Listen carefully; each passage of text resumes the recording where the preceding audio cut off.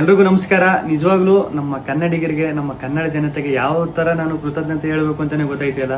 ನಿಜವಾಗ್ಲೂ ನಾನು big boss ಮನೆ ಒಳಗಡೆ ಇದ್ದಾಗ ಹೊರಗಡೆ ನನಗೆ ಈ ಥರ ಸಪೋರ್ಟ್ ಸಿಗ್ತೈತೆ, ಈ ಥರ ನನ್ನ ಎಲ್ಲ ಪ್ರೀತಿಸ್ತವ್ರೆ, ಆ ಪ್ರೀತಿ ಪ್ರೋತ್ಸಾಹ ಕೊಡ್ತವ್ರೆ ಅಂತ ಕನ್ಸು ಮನ್ಸಲ್ಲೂ ಅನ್ಕೊಂಡಿರಲಿಲ್ಲ.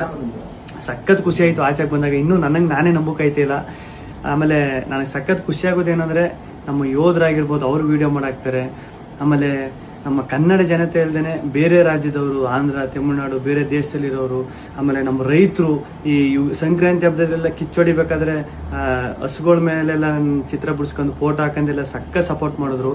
ಆಮೇಲೆ ನಮ್ಮ ಆಟೋ ಡ್ರೈವರ್ಸು ಸ್ಟಿಕ್ಕರ್ಸ್ ಎಲ್ಲ ಹಾಕೊಂಡು, ಆಮೇಲೆ ಪಾಪ ಈ ಟ್ಯಾಟೋ ಹಾಕೊಂಡು, ಅವ್ರು ಯಾರು ಅಂತಲೇ ಗೊತ್ತಿಲ್ಲ ಪಾಪ, ಟ್ಯಾಟೋ ಎಲ್ಲ ಹಾಕೊಂಡು ಅಷ್ಟೊಂದು ಪ್ರೀತಿ ತೋರಿಸಿದ್ರು. ಒಬ್ರು ಇಬ್ರು ಅಂತ ಹೇಳೋಕ್ಕಾಗೋದಿಲ್ಲ, ಚಿಕ್ಕ ಮಕ್ಕಳಿಂದ ಹಿಡಿದು ದೊಡ್ಡವ್ರವರೆಗೂ ಅಷ್ಟೊಂದು ಪ್ರೀತಿ ಪ್ರೋತ್ಸಾಹ ಕೊಟ್ಟು ಈಗಲೂ ಕೊಡ್ತಾ ಇದ್ದೀರಿ. ನಿಜವಾಗ್ಲೂ ನಾನು ಬದುಕಿರೋವರೆಗೂ ಇನ್ನೊಂದು ಸಖತ್ತು ಆಶ್ಚರ್ಯ ಆಗಿದ್ದು, ಖುಷಿಯಾಗಿದ್ದು. ನಮ್ಮ ಮೀಡಿಯಾ, ನಮ್ಮ ನ್ಯೂಸ್ ಚಾನೆಲ್ಗಳು ಅಷ್ಟೊಂದು ಸಪೋರ್ಟ್ ಮಾಡಿದ್ರು ನಂದು. ಆಮೇಲೆ ನಮ್ಮ ಸೋಷಿಯಲ್ ಮೀಡಿಯಾದಲ್ಲಿ ನಾನು ನಿಜವಾಗ್ಲೂ ಒಂದೇ ಒಂದು ನನ್ನ ಬಗ್ಗೆ ಒಂದು ನೆಗೆಟಿವ್ ವಿಡಿಯೋ ಆಗಲಿ, ಒಂದು ಟ್ರೋಲ್ ವಿಡಿಯೋ ಆಗಲಿ ಸತ್ಯವಾಗ್ಲೂ ನೋಡಿಲ್ಲ. ನಿಮ್ಮ ಪ್ರೀತಿ ಪ್ರೋತ್ಸಾಹ ಎಲ್ಲ ಹಿಂಗೆ ಇರಲಿ, ಕೊನೆವರೆಗೂ ಹಿಂಗೆ ಐತೆ. ನಾನು ಈ ಪ್ರೀತಿ ಪ್ರೋತ್ಸಾಹನ ಕೊನೆವರೆಗೂ ಉಳಿಸ್ಕೊತೀನಿ. ಧನ್ಯವಾದಗಳು.